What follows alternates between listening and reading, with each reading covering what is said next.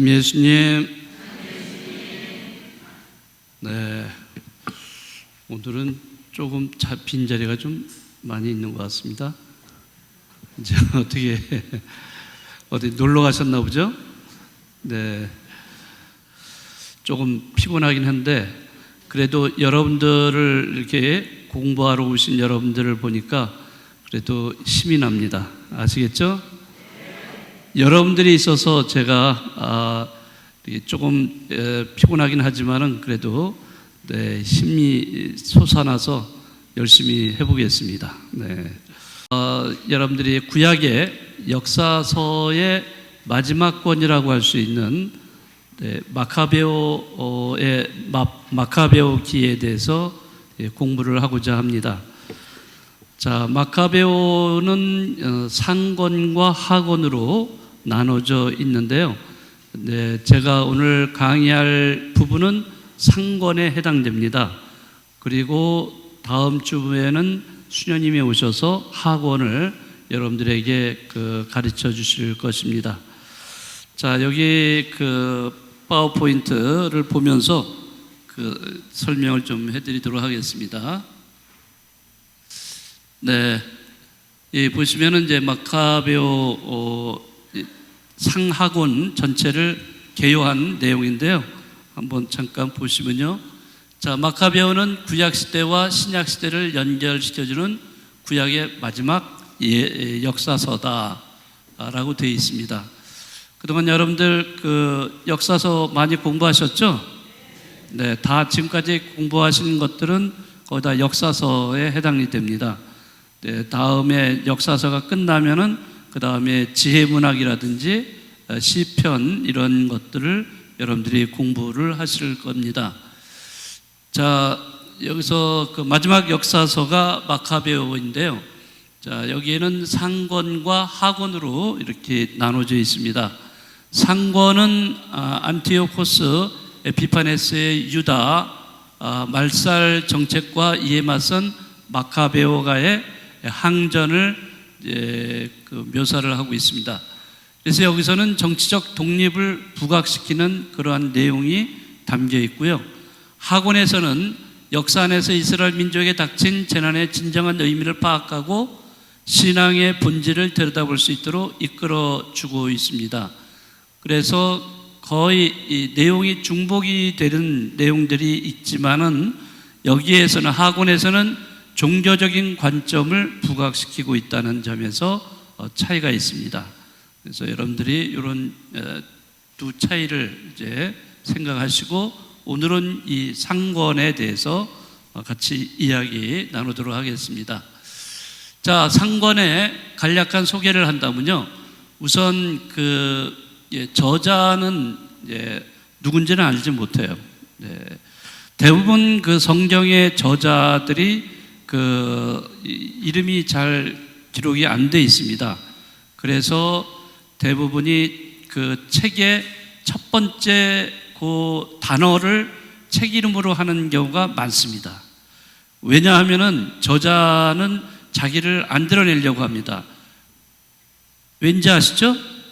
네, 진정한 저자는 하느님이시기 때문에, 하느님의 영감을 받아서 쓴 것이기 때문에 자기가 쓴 것이 아니다 라고 생각을 해서 자기 이름을 밝히지를 않았습니다.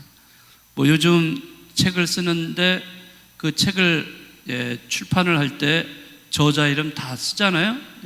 누구누구 저자 누구 이렇게 다 쓰는데 이 성경에서만은 거의 다 조금 예외가 있지만은 대부분이 자기 이름을 밝히지 않는다는 거죠. 왜냐하면 진정한 저자는 누구라고요? 하느님이시기 때문에 그렇습니다. 네. 자, 여기 마카베오기도 누가 저자다라고 이렇게 얘기하지는 않습니다. 그래서 미상이고요. 지필연대에는 기원전 100년경으로 잡고 있습니다. 네, 기원전이라는 것은 BC죠. 네, BC는 Before Christ, 그리스도 전이라는 뜻이에요. 그러니까 예수님이 탄생을 하시기 전이냐 후냐로 이렇게 갈리는 거죠. 그래서 예수님이 탄생하시기 전을 BC, 즉 기원전이라고 하고, 또 BC 이후에 예수님이 탄생한 이후를 우리는 AD라고 합니다. 예. AD가 뭐죠? 그거는 라틴어입니다. 안노 도미노. 네, 그러니까 주님의 해. 그러니까 안노는 해고 도미노는 주님의 소유격인데요. 네, 주님의 해. 예수님이 태어나신 때부터 이제 AD를 사용하는 거예요. 기원 후.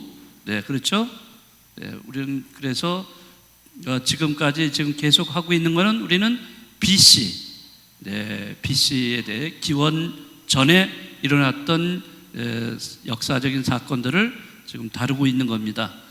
그때 여기서 기원전 100년경에 이 마카베오를 집필한 걸로 이렇게 추정하고 있습니다. 집필 동기는 뭐냐? 하스몬의 하스몬 또는 하스몬의 같은 말이에요. 하스몬 왕조, 하스몬의 왕조의 정치적, 종교적, 사회적 권위를 정당화하기 위해서 쓰여진 책이다. 물론 이렇게 정당성을 하스몬 왕가 또는 하스몬 왕조의 정당성을 부여하기 위해서 마카베오기를 썼다. 이렇게도 얘기를 하는데, 물론 그것만 있는 것은 아니겠습니다만은 조금 더 부연 설명이 좀 있습니다. 어쨌든 그리고 주요 내용은 안티오코스 에피파네스의 유다인 박해에 맞선 마타디아스와 그 아들, 몇 아들이 있죠? 아들이 총, 마타디아스는 총 몇 명 있죠? 5명 있어요. 5명. 네, 5명이 있는데 그 중에 이 성경에서 나오는 아들은 3 아들을 소개하고 있습니다. 그래서 마타디아스도 항장을 했고, 마타디아스도 항장을 했고, 마타디아스가 죽은 다음에 그 아들들이 3 아들들, 즉 유다, 요나탄, 시몬, 이 3 아들의 활약상 그리고 승리를 그린 그런 내용입니다. 그래서 내용은 복잡한 건 없습니다. 아주 단순한데 요 주요 내용이 이렇게 되어 있습니다. 자, 그리고 유럽, 우선 이것을 여러분들이 이 마카베오기를 이해하기 위해서 그 당시에 세계적인 어떤 그 문명, 이런 추세를 여러분들이 이해하시면은 조금 더 성경을 읽을 때 도움이 많이 될 거라고 생각을 합니다. 자, 이 BC, 그러니까 한 300년 전 정도로 이렇게 올라가면 그 당시에 그 2 문명이 있었습니다.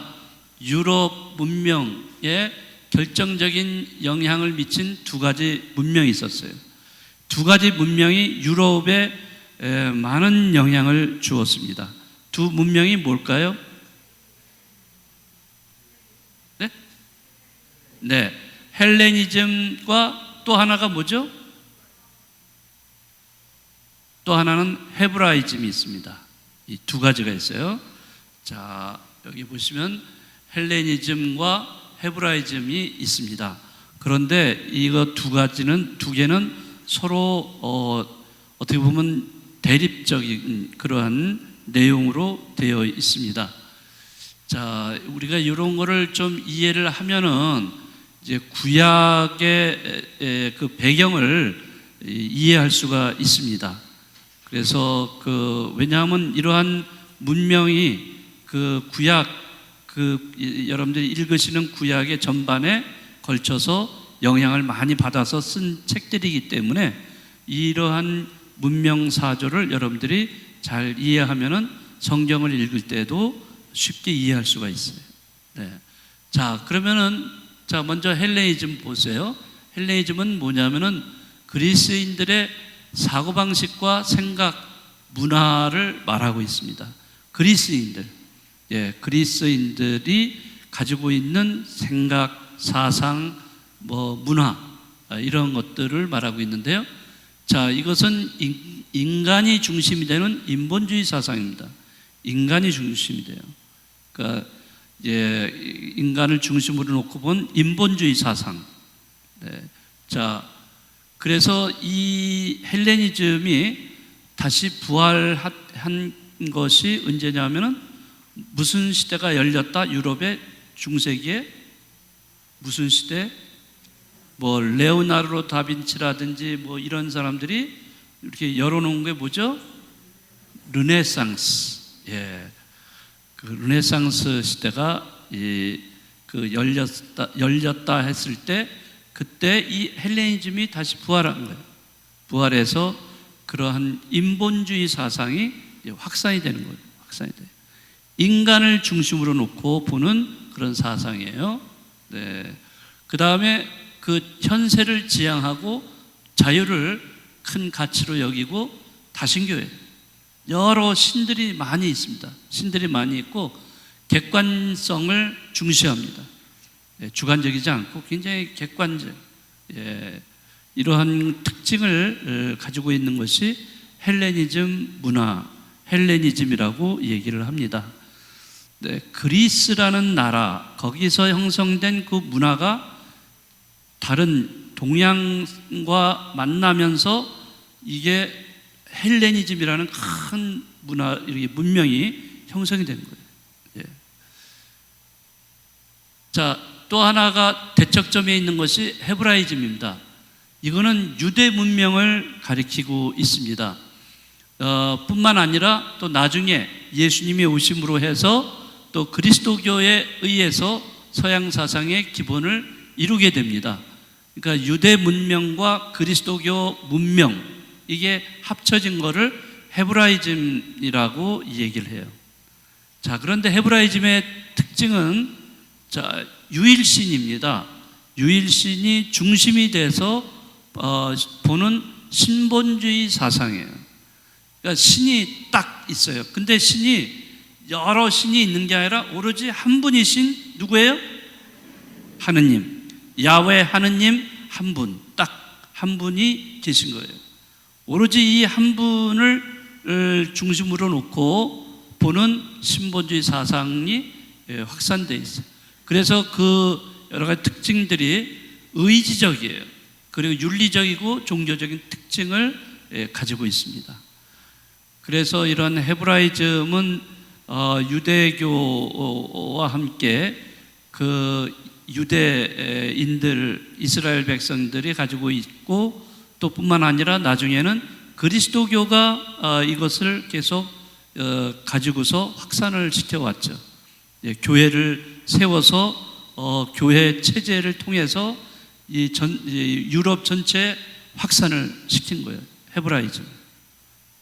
그러니까 지금까지도 지금 이 두 가지라고 얘기하지 않지만은 오랜 시간 동안 유럽에서는 이 헬레니즘과 헤브라이즘이 두 개가 서로 충돌하고 또 융합되고 여러 가지 과정을 거치면서 유럽에 많은 사람들의 영향을 끼친 이러한 문명입니다.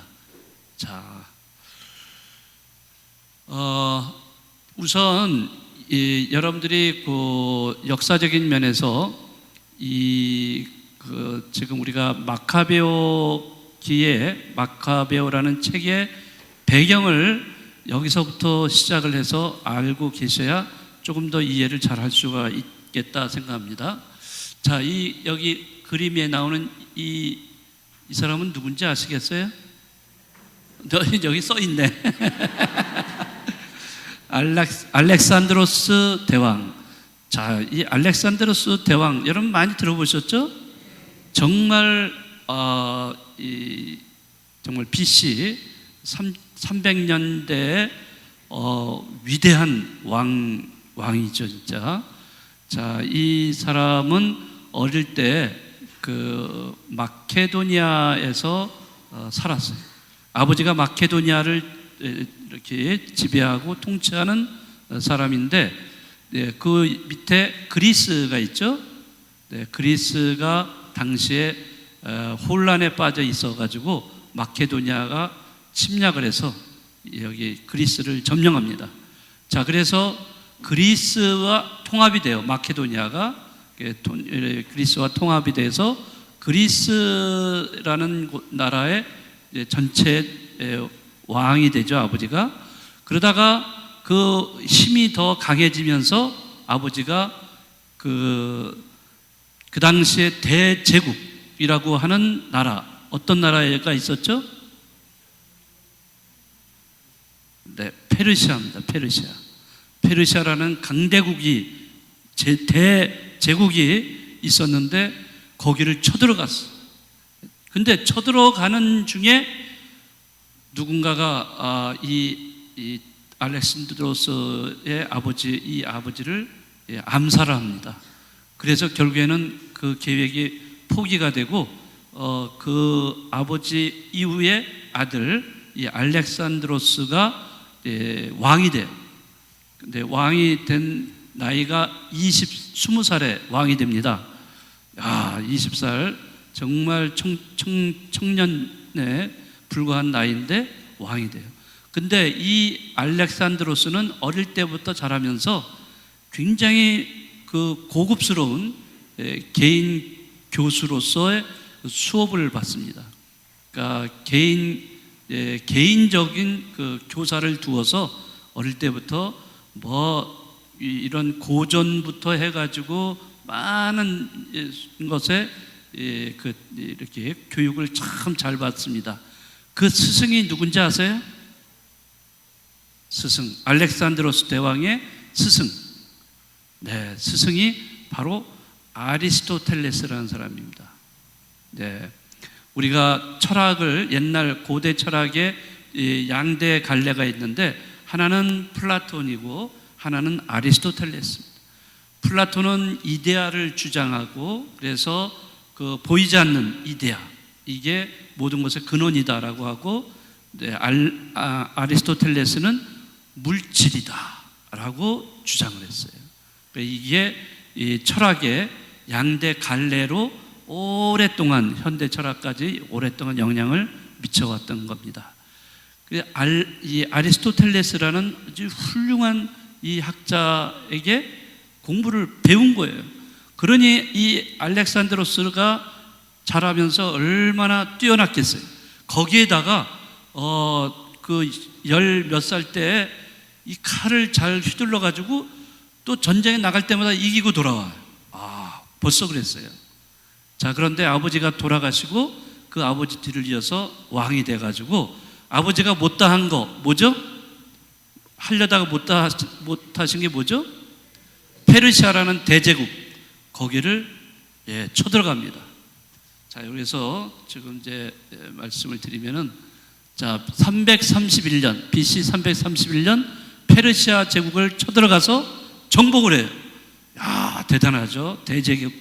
그래서 페르시아는 이때 멸망을 해버립니다. 알렉산드로스 대왕 때문에 멸망을 해요.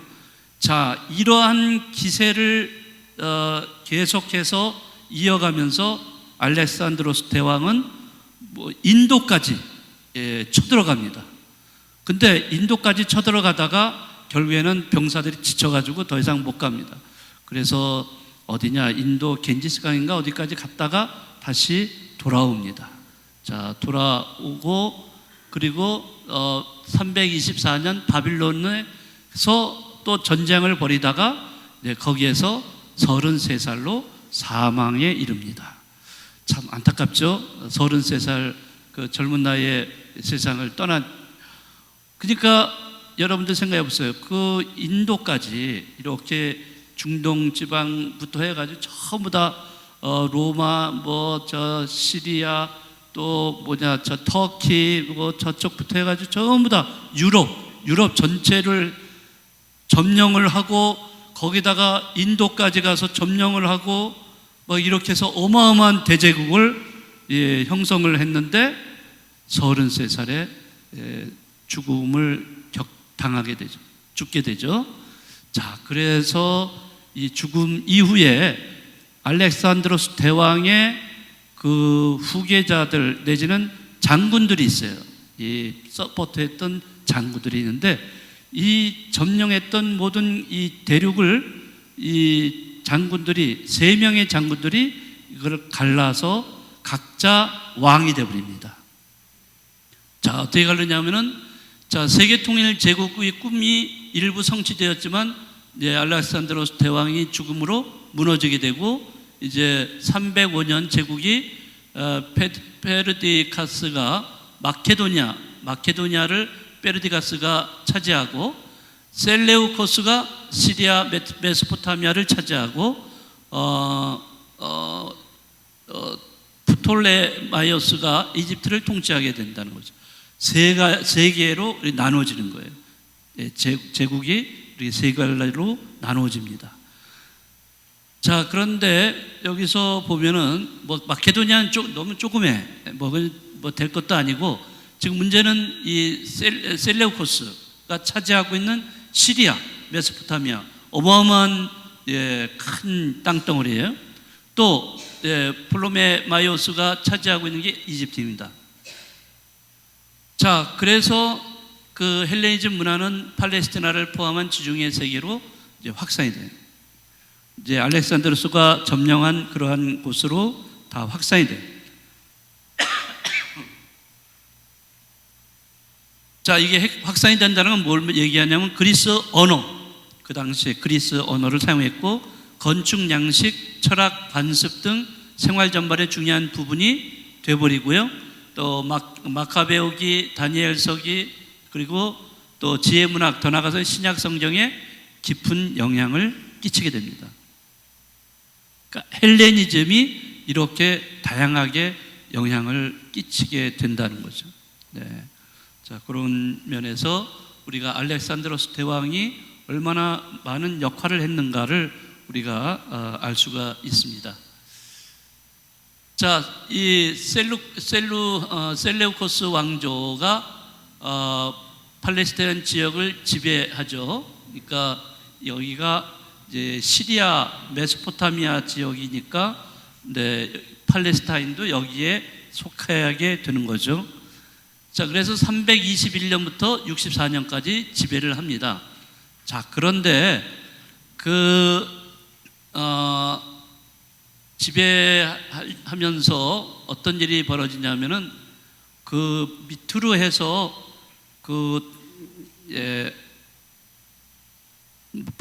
프톨레마이오스라는 사람이 그 이집트를 지배하고 있었는데, 이집트가 지배할 때 그 당시에 팔레스타인을 지배하고 있었어요.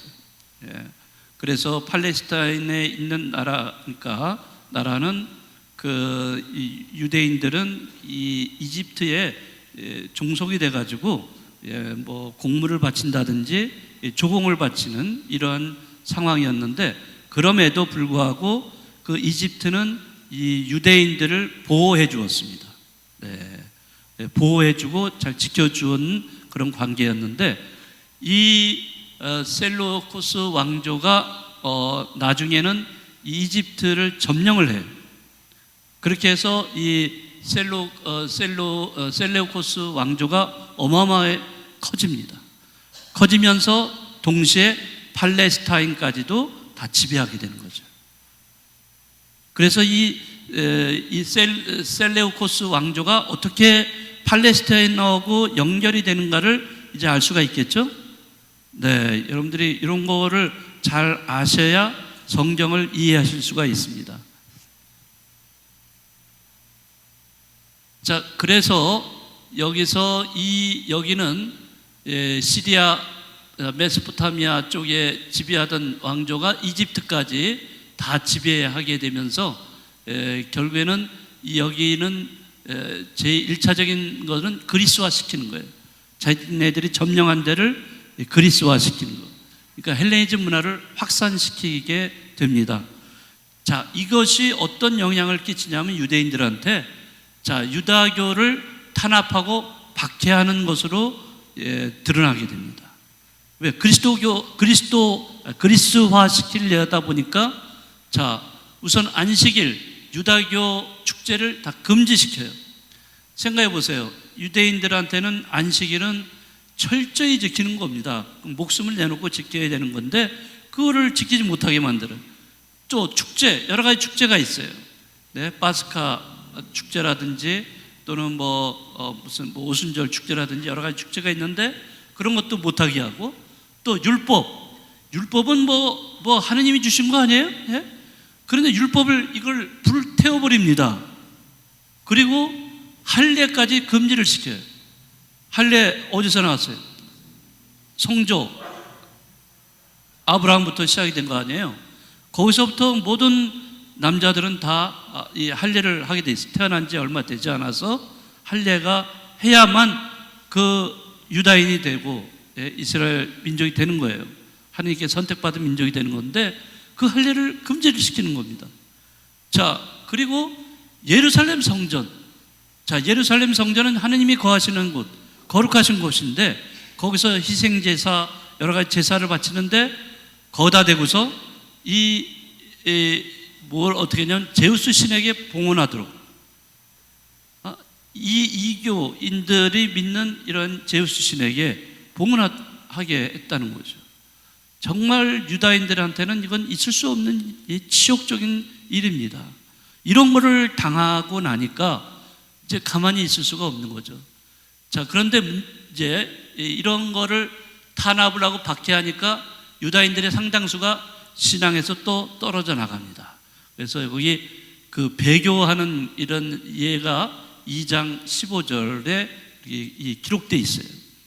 그러니까 배교도 하고 이러니까 이제는 가만히 있을 수가 없다라고 하면서 이제 유다인들이 들고 일어나면서 저항을 합니다. 근데 이 저항의 대표적인 이 인물이 바로 그 마카베오가, 즉 하스본 왕가가 이런 거를 하게 되죠. 자, 마타디아스와 그 아들들이 이거를 도맡아서 항쟁을 합니다. 이거를 합쳐가지고 마카베오 항쟁이라고 이야기를 합니다.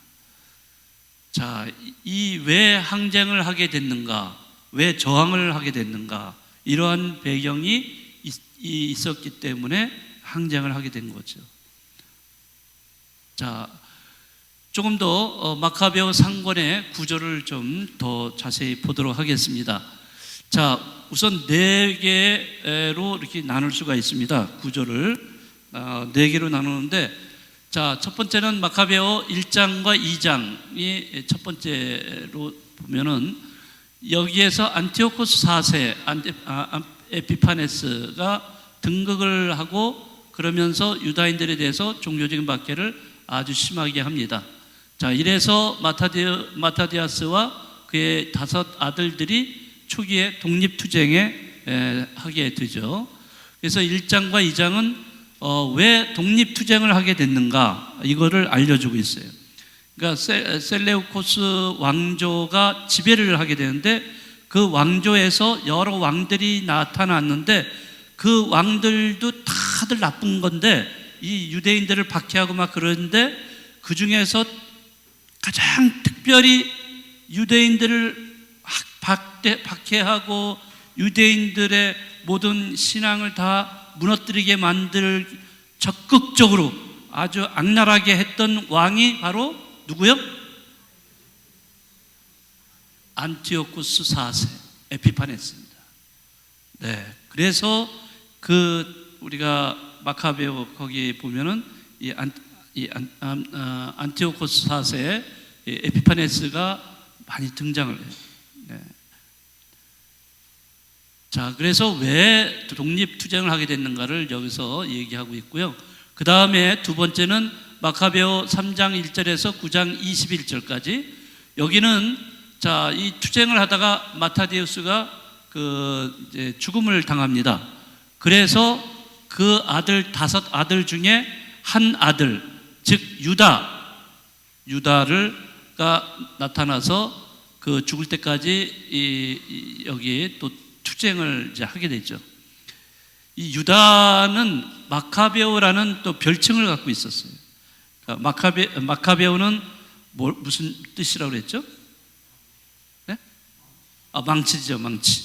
네, 망치라는 그런 별명을 갖고 있는데, 네, 그것이 나중에는 마카베오라는 책의 이름까지도 될 정도로 그렇게 유명했죠. 어쨌든 이 유다가 나서서 그 독립운동을 또 벌이게 됩니다. 자, 그렇지만은 또 유다도 또 죽임을 당합니다. 그래서 마카베오 9장 23절에서 12장까지가 무엇에 되냐면 유다를 이어서 요나탄이 나서서 전쟁을 벌이고 또 외교적인 성과를 거두기까지 합니다. 그래서 요나탄에 대한 이야기입니다. 그리고 이제 마지막에는 13장 16장까지는 최후의 생존자인 유다의 형 시몬이 BC 134년에 죽을 때까지 세운 업적을 기리고 있습니다. 그리고 또 그의 아들 요한 히르카노스가 유다 지도자로 뒤를 잇게 된다는 것을 또 알려주고 있습니다. 자, 이래서 이 상권, 마카베오기 상권이 4개로 이렇게 나누어져서 살펴볼 수가 있습니다. 자, 안티오코스 4세, 이제 아까 말씀드렸지만은 그 통치 기간이 BC 175년에서 BC 164년에 걸쳐서 이 통치기간이 얼마예요? 한 10년 되나요? 11년밖에 안 되는데도 얼마나 악랄했으면은 이 안티오코스 4세에 대한 이야기가 얼마나 많은지 몰라요. 네. 그리고 여기만 나오는 게 아니라 또 다른 데도 그 예언서에도 이렇게 나타나고 있어요. 자, 안티오코스 왕이 되고 나서 에피파네스 칙령을 내립니다. 이 왕이 칙령을 내려. 칙령이 뭐냐? 모두가 한 백성이 되고 자기 민족만의 고유 관습을 버려라, 이겁니다. 그럼 뭐를 받아들이라는 거예요? 그리스 문화를 받아들여라 하는 겁니다. 자, 모든 소수 민족을 그리스 문화로 통합시키려는 야심을 드러내고 있습니다. 자, 이게 고유 관습이라는 것은 유다인들에게는 뭐예요, 도대체? 유일하신 하느님, 한 분이신 하느님만을 섬기는 거 아니에요. 그분을 섬기려면 율법, 제일 중요한 율법도 있고, 또 예루살렘 성전이 있고, 제사를 지내고, 안식일을 지키고 이러잖아요. 예? 이런 거를 다 버리라는 거예요. 그러니 유다인들이 자기들의 정체성이 그건데, 예? 근데 그 정체성을 다 버리라고 한다면 살 이유가 없는 거죠. 그래서 유다 민족은 반발을 합니다. 반발을 해서, 자, 마타디아스와 5 아들의 항전이 이제 시작이 됩니다. 저기 5 형제에 대한 이름이 나오죠. 자, 칙령의 내용, 아까도 말씀드렸지만 이교 관습을 따르라. 즉 그리스 문화, 그리스의 모든 것을 따르라. 이걸 어길 경우에는 사형에 처한다라고 되어 있습니다. 자, 그래서 조금 더 살펴보면 성소에서 제물과 제주 봉헌을 금지해. 이거 다시 말하자면 예루살렘 성전에서 이런 거를 금지시키고, 안식일, 축제, 성소와 성직자 모독하는 이런 것을 시행하도록 하고요. 또 그 다음에 이교 제단과 신전 우상을 만들고 돼지와 부정한 짐승을 희생제물로 바치라고 합니다. 돼지는 굉장히 부정한 동물이에요. 유다인들이 생각할 때 그것을 제물로 바쳐라, 이건 말도 안 되는 일인 거죠. 네. 그리고 할례 금지, 율법을 잊어버리고 모든 규정을 바꿔라. 너희들은 살지 말라 이거예요. 너희 다 나가 죽어라 이거죠. 예? 네, 그런 식으로 이렇게 아주 혹독하게 이 안티오코스 4세가 이런 식으로 박해를 했던 겁니다. 자, 그래서 마타디아스가 이제 독립을 쟁취하기 위해서 이 사람이 들고 일어나는데, 이 사람은 원래 사제 시메온의 손자, 모대인 사람입니다. 율법을 생명처럼 여기는 경건한 유다인이고, 그래서 5 아들들과 함께 배교 명령을 단호히 거부를 하죠. 그래서 여기 그림에도 나오지만은 이교 제사를 지내고 있는 유다인을 죽이고 있는 그러한 마타디아스를 그림으로 보여주고 있습니다. 네. 자, 그래서 이런 그 마타디아스와 그 아들들의 항쟁으로 인해서 종국에는 그 하스몬 왕조가 이제 시작이 되는 거죠. 그러니까 하스몬 왕조의 어떻게 보면 그러니까 정당성을 인정받게 되는 거죠, 사람들한테. 원래는 그 왕가라면은 어떤 왕에서부터 이렇게 이어져 가야 되죠? 구약의 누구? 다윗 왕이죠. 다윗 왕가에서부터 쭉 이어져 와야 되는 것이 정통성을 가진 왕가예요. 그러나 마타디아스와 그 아들들로 인해서 만들어진 하스몬 왕조는 그러한 그 정통성이 사실은 결여되어 있어요. 그래서 일부 유다인들은 사실 여기에 대해서 비판도 하긴 했지만은, 그러나 목숨을 내놓으면서까지 그리스 문화, 그러니까 안티오코스 4세와 대항을 하고 항전을 하고 이렇게 함으로 인해서 그 정통성을 얻게 되는 겁니다. 결국에는 얻게 되는 거죠. 자, 원래는 대사제, 대사제는 어느 파로부터 나오는 거죠? 레위는 이제 사제지파 레위로 또 있지만은, 대사제는 모세 형 아론이죠, 아론. 아론의 거기서부터 나와야 돼요. 그런데 누구예요? 요나탄인가? 그때부터 대사제도 되고 또 정치가로서도 그런 면목을 세우고, 자, 이렇게 2가지를 다 그러니까 차지를 하고 있었던 거죠. 자, 그러면서 또 시몬도 그렇고 그 후대로 이렇게 내려오면서 왕으로서 또 대사제로서, 그러니까 신정 분리가 돼 있지는 않은 상태에서 이렇게 다 차지하고 있었던 거예요. 자, 이런 것이 사실은 대사제로 되려면 그 대사제 가문으로 통해서 나와야 되고, 그러는데 그러지 않은 상태에서 나왔지만은, 그러나 유다인들은 이 가문을 인정을 해준 거예요. 그래서 하스몬 왕조가 시작될 수가 있었던 겁니다. 네. 자, 마타디아스와 그의 아들들의 정치적 종교적 항쟁으로 이 하스몬 왕조가 합법적으로 인정을 받게 됐다는 거죠. 네.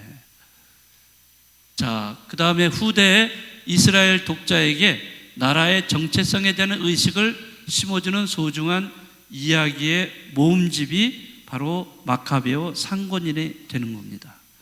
그러니까 이 마카베오 상권은 후대에까지도 이런 역할을 해주는 책으로 이렇게 사용이 돼 왔다는 거죠. 그러니까 나라의 정체성에 대한 의식. 이 책을 보면서 나라를 지키려고 했던 그런 항쟁의 역사 아니에요? 예? 그런 항쟁의 역사를 후손들이 볼 때, 우리 나라, 이러한 어떤 민족의식을 심어주는 거 아니에요? 네. 그러한 역할을 하는 책으로서도 계속 지속되고 있다는 거죠. 자, 저자는 3장 9절에 보면 하늘에서 내려오는 힘이 그들과 함께 있었다는 것을 지적을 하고 있습니다. 하늘에서 내려온다. 이게서 마카베오 상권에 보면은 하느님이라는 단어는 안 나온다 그래요. 없어요. 나오진 않습니다. 그렇지만은 간접적으로 하늘이라는 이런 단어를 사용해서 하느님을 의미하고 있습니다. 자, 여기서 하늘에서 오는 힘은 하느님께서 그 힘을 주신다는 거죠. 내려주신다는 거. 그래서 그 하스몬 가문의 사람들의 죽음과 성전의 영광에 대한 열정 때문에 전사자들의 죽음은 거룩한 신비로서 하나님에 대한 신앙의 완벽한 본보기를 보여주는 것이다 라고 되어 있는 겁니다. 그러니까 이 하스몬 가문의 사람들이 그렇게 투쟁을 통해서, 전쟁을 통해서 죽고 또 성전의 영광에 대한 열정이 있어서 그들의 죽음이 거룩한 신비로 나타나고, 그래서 하느님에 대한 신앙의 완벽한 본보기로 드러나게 이렇게 된 거죠. 그래서 이 책이 바로 후손에게도 애국심을 길러주는 국가의 어떤 정체성, 이런 거를 심어줄 수 있는, 의식을 심어주는 그런 책으로 역할을 해왔다라고 보겠습니다. 그래서 여러분들이 이제 다음 주에 배우실 그 수녀님한테 배우실 학원은 이제 정치적이고 그런 국가적인 정치적인 차원이 아니에요. 그 다음 주에는 종교적인 차원에서 여러분들이 공부를 하실 겁니다. 그거를 수녀님이 여러분들에게 알려주실 거예요. 자, 제가 이제 핸델을 여기다가 이렇게 보여드리는데요. 자, 핸델은 음악의 뭐예요? 아버지? 음악의 아버지는 누구예요? 바흐죠, 바흐. 네. 핸델은 음악의 어머니라고 불리고 음악의 아버지는 바흐입니다. 아시겠죠? 왜 어머니 아버지냐? 저도 몰라요. 그렇게 부르고 있습니다. 그래서 이 동시대인으로서 두 사람은 진짜 대단한 사람들이죠. 네, 동시대인으로서. 자, 여기서 제가 여러분들에게 말씀드리고 싶은 것은 핸델에 대한 겁니다. 네, 핸델은 개신교예요. 네, 우리 천주교가 아니고. 그렇지만은 그 당시에는 뭐 천주교, 개신교 이런 구별은 이렇게 하지는 않았습니다.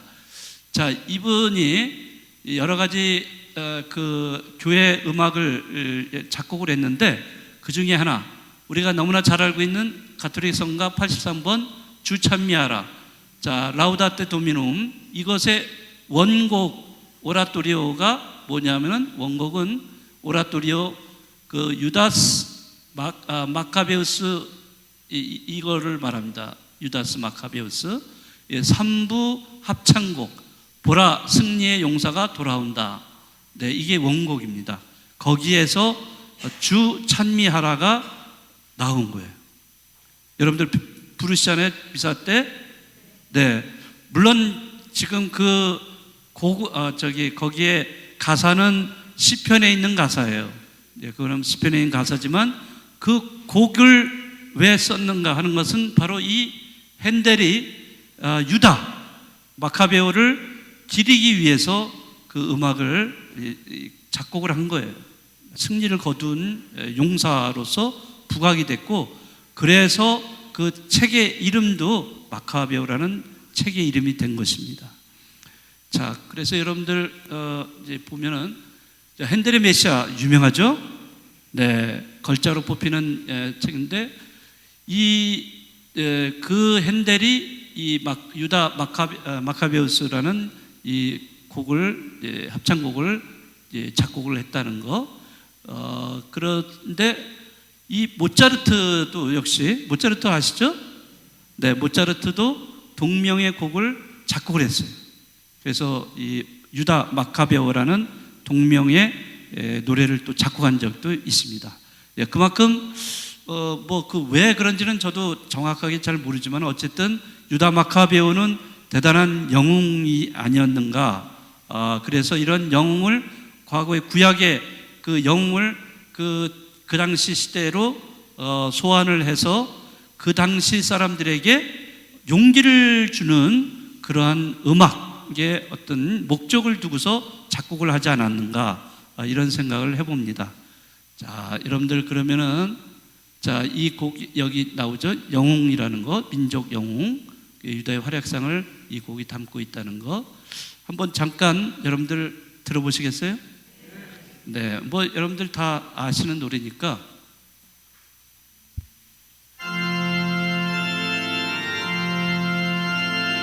그거는 코로나 때 집에서 모이지 못하니까.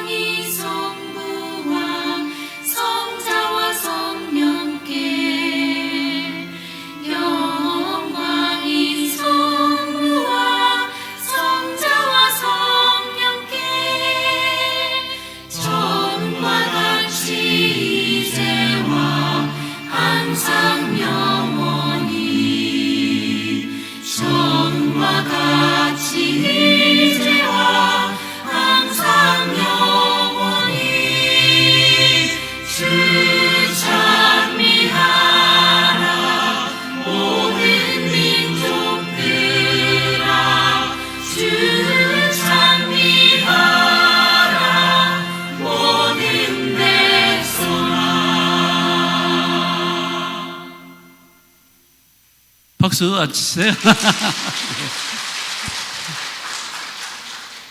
네, 여러분들 그 노래 이제 앞으로 부르실 때마다 누구를 생각하실 거예요? 네? 하느님이요? 네, 이스라엘 민족의 영웅 누구요? 유다 마카베오를 생각하시면 되겠습니다. 자, 이제 여러분들에게 그 나눔의 주제를 드리겠습니다. 자, 유다 마카베오는 전쟁에서 하느님을 전적으로 신뢰하고 하느님 손에 맡긴다. 그래서 이렇게 이야기합니다. 하늘이 바라시는 것은 무엇이든지 그대로 이루어질 것이다. 아, 얼마나 대단한 믿음입니까? 우리는 이러한 신앙을 가지고 있는가? 이러한 점에서 이야기를 한번 나누시고요. 또 하나 질문은 우리는 믿음이 흔들릴 때 어떻게 하고 있는가? 두 번째 질문입니다. 그래서 여러분들이 이제 모이셔서 하나만 해도 되고 시간이 남으시면 두 개를 다 답을 하시면서 이야기 나누시면 되겠습니다. 아시겠습니까? 네, 오늘 여러분들 잘 들어주셔서 감사합니다. 네.